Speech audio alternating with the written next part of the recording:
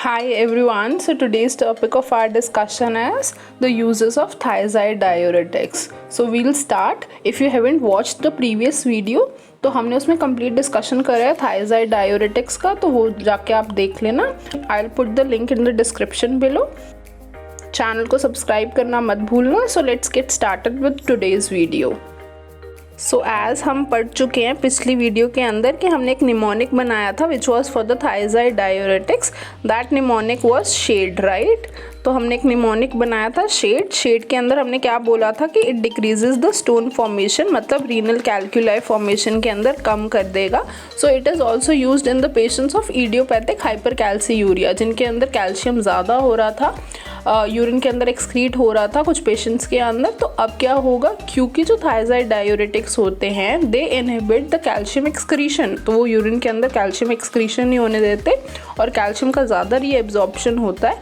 इस वजह से उन पेशेंट्स के अंदर बेनिफिशियल है. Second was hypertension. सो हमने ये बात करी थी कि जो हाइपरटेंशन होती है वहाँ पर भी ये ड्रग ऑफ चॉइस है, या फिर हम एसेंशियल हाइपरटेंशन के पेशेंट्स के अंदर इसको देते हैं.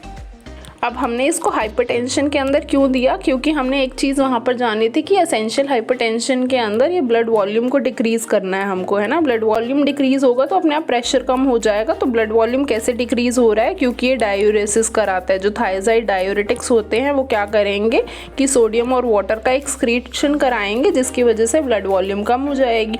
एक कॉज तो ये हो गया बीपी कम होने का. दूसरा कॉज क्या था कि there is also the vasodilatory effect. तो vasodilatory effect was because of the prostaglandins. अब उसकी वजह से क्या हुआ था, हमारा टोटल पेरिफेरल रेजिस्टेंस कम हो गया था. इसकी वजह से भी हमारे पास हाइपरटेंसिव इफेक्ट आया था, ठीक है. तो और दूसरी चीज़, जो ये थायजाइड डायूरेटिक्स होते हैं ये हम अगर एडिशनल इफेक्ट, एक तो सबसे इम्पॉर्टेंट चीज़ क्या है कि ये बहुत ज़्यादा इनएक्सपेंसिव होते हैं. So they are very cost effective for the patients. बहुत सस्ती दवाई होती हैं. फिर ये एफिकेशियस होते हैं कि ठीक कर देते हैं पेशेंट के अंदर जो बीपी होता है.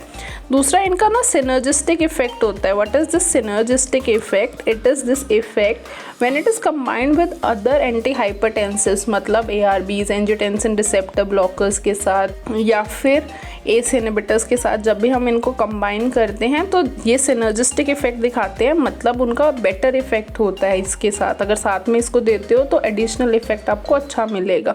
दूसरा, आपको इसको बार बार डोज नहीं टेपर करनी पड़ती, तो हमको डोज टाइट्रेशन की ज़रूरत नहीं पड़ती. We don't need dose titration in thiazide diuretics. तो इसलिए हम इन पेशेंट्स के अंदर thiazide diuretics as hypertensives use कर सकते हैं, ठीक है. बस हमें इंपॉर्टेंट चीज़ क्या याद रखनी है कि जो ये थायजाइड डायूरेटिक्स होते हैं ना, ये रीनल फेलियर या फिर हिपैटिक फेलियर के पेशेंट्स के अंदर हमको नहीं देना होता. अगर वहाँ पर दे रहे हैं तो ऑलरेडी वहाँ का जो GFR कम है, और जो ये थायजाइड डायूरेटिक्स होते हैं कि ये भी बहुत ज़्यादा अच्छा GFR होना चाहिए, तभी ये काम कर पाते हैं. They don't work if there is less GFR, means which is less than 30 to 40 ml पर के हिसाब से. अगर उससे कम है तो ये ज़्यादा इफेक्टिव नहीं रहेंगे, एक्सेप्ट फॉर द इंडापामाइड. जो इंडापामाइड एक ड्रग है खाली, वो थायजाइड डायूरेटिक में ऐसा ड्रग है जो स्टिल काम कर लेता है अगर GFR कम भी हो. तो यूजुअली हमें कोशिश यही करनी चाहिए कि जो रीनल फेलियर और हिपैटिक फेलियर के पेशेंट्स हैं उनके अंदर हम थायजाइड डायूरेटिक्स नहीं दें, ठीक है. सो अब तक हमने शेड्स के अंदर ये डिस्कस कर लिया. अब शेड के अंदर हमने S समझ लिया, H भी हमने हाइपरटेंशन पे बात कर ली, A से हमारे पास कुछ नहीं है. अब हम बात करेंगे डायबिटीज़ इंसिपिडस की, ठीक है. और हमने एडिमा वाले पेशेंट्स की बात करी. जो एडिमा वाले पेशेंट्स होते हैं उनके अंदर क्या है कि कोई भी एडिमा हो सकता है ना. वो it can be because of the pulmonary oedema, because of the congestive heart failure की वजह से पेशेंट के अंदर एडिमा हो. तो एडिमा कम करेगा. कैसे कम करेगा? क्योंकि सोडियम और वाटर का एक्सक्रीशन कराएगा. So it will obviously reduce the oedema in patients, ठीक है. तो एक चीज़ ये हो गई. अब हम डिस्कस कर लेते हैं डायबिटीज़ इंसिपिडस के बारे में कि how thiazide diuretics effect the diabetes insipidus. The thiazide diuretics, these are the treatment of choice in patients of nephrogenic diabetes insipidus, ठीक है. अभी मैं इस चीज़ को डिटेल में बताने वाली हूँ.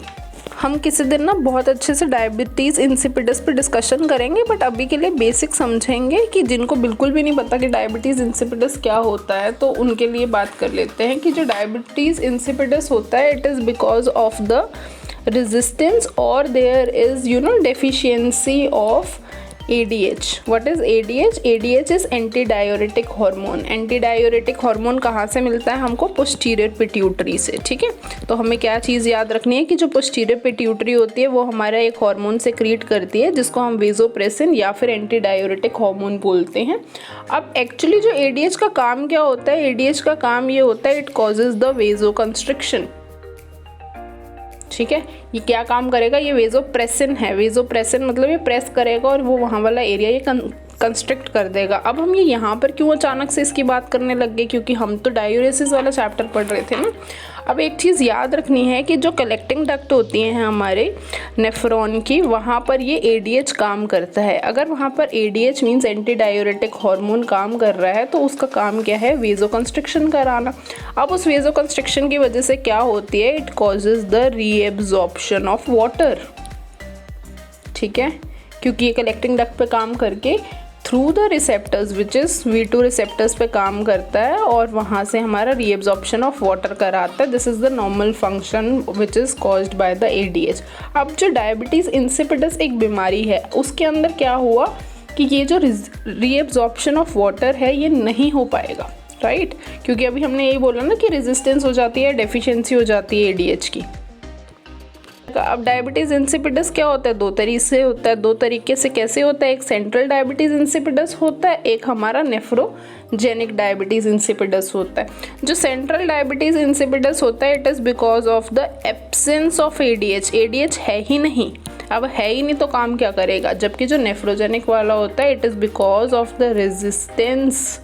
ठीक है, तो there is resistance to ADH, इस वजह से वहाँ पर फंक्शन होगा। ठीक है, अब जो ये डायबिटीज़ इंसिपिडस है, इसका पेशेंट हमारे पास कैसे आएगा? क्या क्लिनिकल फीचर्स के साथ प्रेजेंट करेगा? That patient will present with us with polyuria, क्योंकि रीएब्जॉर्प्शन नहीं हो रहा है। ठीक है, वाटर का रीएब्जॉर्प्शन नहीं हो रहा है, तो यूरिन का लेवल जब ज़्यादा बढ़ जाता है, 3 लीटर से ज़्यादा एक्सक्रीशन हो जाएगा, तो there will be polyuria in the patient. अगर पॉलीयूरिया हो रहा है तो इसका मतलब जो सीरम ऑस्मोलैलिटी है, ठीक है, वो इंक्रीज़ हो गई है। अगर वो इंक्रीज़ हो गई है तो पेशेंट का जो थर्स्ट होता है वो भी बढ़ जाएगा। So there will be increase in thirst. तो वो हम क्या करते हैं, हमारी बॉडी स्टिमुलेट करती है रिसेप्टर्स को, थर्स्ट सेंटर को। उसकी वजह से पेशेंट को क्या होता है कि पॉलीडिप्सिया भी हो जाता है। So there will be polyuria as well as polydipsia in the patients of diabetes insipidus. उनको प्यास भी ज़्यादा लगेगी, उनको वॉशरूम भी ज़्यादा जाना होगा। So there will be all these features seen in the patients of diabetes insipidus. अब सीरम की ऑस्मोलैलिटी अगर ज़्यादा हो गई है तो इसका मतलब जो यूरिन की ऑस्मोलैलिटी है वो कम हो जाएगी पेशेंट के अंदर। ठीक है, अब हम इसके ट्रीटमेंट की बात करते हैं। जो डायबिटीज़ इंसिपिडस है वो कैसे करेंगे? हम सिर्फ नेफ्रोजेनिक की बात कर रहे हैं अभी। ठीक है, जो नेफ्रोजेनिक डायबिटीज़ इंसिपिडस है उसके अंदर रेजिस्टेंस है ना, तो हम इन पेशेंट्स को क्या करते हैं? थायजाइड डायूरेटिक्स दे देते हैं। अब ये तो बहुत ही पैराडॉक्सिकल नहीं हो गया? जो थायजाइड डायूरेटिक है उसका तो अपना काम ही यही है ना कि it causes more excretion of water with sodium. Diabetes insipidus में भी यही देखा कि रीएब्जॉर्प्शन ऑफ वाटर नहीं हो रहा है, इस वजह से वाटर ज़्यादा बाहर निकल रहा है, ऑलरेडी पॉलीयूरिया। तो थायजाइड डायूरेटिक्स हैं, ये कैसे ठीक करेंगे? तो यहाँ पर ऑथर्स ये बोलते हैं कि there is this paradoxical effect. ठीक है, हमें क्या समझना है कि उल्टा इफेक्ट है, पैराडॉक्सिकल इफेक्ट है। अब क्या होगा, हमने जैसे ही पेशेंट्स के अंदर थायजाइड डायूरेटिक्स दिए, there will be this compensatory increase in water reabsorption. तो कंपनसेटरी इंक्रीज हो जाएगा वाटर रीएब्जॉर्प्शन का, कौन सी साइड से? प्रॉक्सिमल कॉन्वुलेटेड टिब्यूल से। ठीक है, तो स्टार्टिंग में अगर आप दे दोगे इन पेशेंट्स के अंदर तो क्या हो जाता है, देयर विल बी वहाँ से ज़्यादा वाटर रीएब्जॉर्प्शन स्टार्टिंग से ही होने लग जाएगा, जिसकी वजह से क्या होगा, जो यूरिन की ऑस्मोलैलिटी कम हुई थी वो बढ़ जाएगी। ठीक है, उन पेशेंट्स के अंदर यूरिन की ऑस्मोलैलिटी बढ़ जाएगी। और जो साथ में क्या कर रहे हैं, जो साथ में जो थायजाइड डायूरेटिक्स हैं, ये क्या करेंगे, ये किडनी की एबिलिटी कम कर देंगे to excrete the free water. तो there will be decrease in the ability of kidney functioning, तो वो फ्री वाटर कम एक्सक्रीट कर पाएंगे। ठीक है, तो there will be more reabsorption. और जो हम थायजाइड डायूरेटिक्स दे रहे थे वो तो डिस्टल कॉन्वोल्यूटेड टिब्यूल पे भी एक्ट कर रहे थे, है ना। तो अब प्रॉक्सिमल कॉन्वोल्यूटेड टिब्यूल पे उन्होंने ये काम कर दिया कि वो वहाँ से वाटर ज़्यादा रीएब्जॉर्ब कर लेंगे। उसके बाद हमने फ्री वाटर के बारे में भी बता दिया। अब थर्ड एक और चीज़ वो क्या कर सकते हैं, इट कॉजेज़, वो जो डीसीटी है ना वहाँ पर ये ब्लॉक कर देते हैं डीसीटी की एबिलिटी। अब डीसीटी की क्या एबिलिटी ब्लॉक करेंगे, to form the dilute urine. So it block the activity of the DCT to form the dilute urine.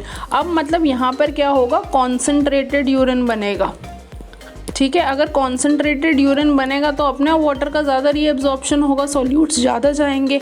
तो इसीलिए मोस्टली जो थायजाइड डायूरेटिक्स हैं they also show a property of hyper osmolar medium मिलता है। वो इसीलिए मिलता है, या सॉल्यूट्स ज़्यादा एक्सक्रीट होते हैं वो इसीलिए होते हैं क्योंकि अगर हमने थायजाइड डायूरेटिक दिया है तो वो डीसीटी के लेवल पे उनकी एबिलिटी होती है वो ब्लॉक कर सकते हैं और वहाँ पर डाइल्यूट यूरिन को बनने से रोक सकते हैं। उसकी वजह से भी क्या होता है, तो it leads to increase in urine osmolality, ठीक है।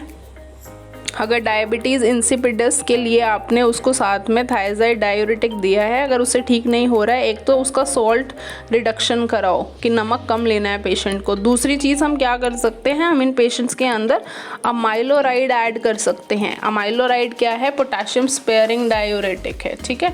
तो वो भी हम पेशेंट्स के अंदर ऐड कर सकते हैं। So this is all about the treatment of diabetes insipidus and this is all about the overview and uses of thiazide diuretics. So if you like the video then do press the like button और channel को subscribe कर देना, share among your friends. Thank you so much for watching. So this was all for today's video. Bye bye.